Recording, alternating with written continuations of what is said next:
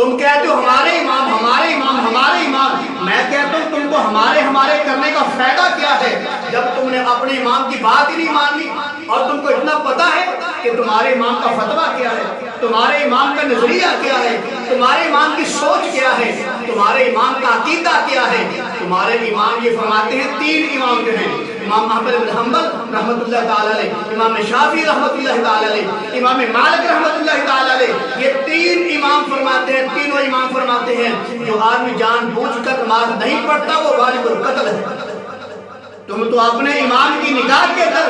واجب القتل ہو، اور ہر آدمی کہتا ہے میرا امام، اور باقی رہ گئے امام ابو حنیفہ رحمت اللہ تعالی علیہ، وہ فرماتے ہیں کہ جو آدمی جان بوجھ کر نماز نہیں پڑھتا اس کو جیل میں بند کر دو اور اس کو روزانہ جوتے مارو، اگر وہ توبہ کرے اس کو باہر نکالو، وگرنہ اس کو جیل کے اندر روزانہ جوتیاں مارو۔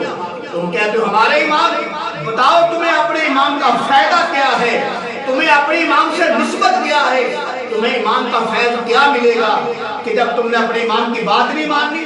اب تو میں اماموں کی بات کر رہا تھا، اور نبی کی حدیث دیکھتے ہیں، اماموں سے بڑھ کر میرے پیغمبر کا فرمان ہے، میرے کملی والے کا فرمان ہے کہ جو آدمی جان بوجھ کر نماز نہیں پڑھتا، بغیر شرعی عذر کے نماز چھوڑ دیتا ہے، میرے اور آپ کے رحمت کائنات نے فرمایا کہ سمجھے کہ وہ کافر ہو گیا۔ مطلب یہ نہیں کہ وہ پکا کافر ہو گیا، مطلب یہ ہے کہ اس نے کافر والا کام کیا، جان بوجھ کر نماز چھوڑ کر اس نے کافر والا کام کیا۔ کافر کا بھی کام یہ ہے کہ وہ نماز نہیں پڑھتا، اگر مسلمان ہو کر جان بوجھ کر بغیر شرعی عذر کے نماز نہیں پڑھے گا، یہ کافر والا کام ہے، تو اور کس کا کام ہے؟ ایک اور حدیث سن لیجئے، اللہ کی پاک پیغمبر نے فرمایا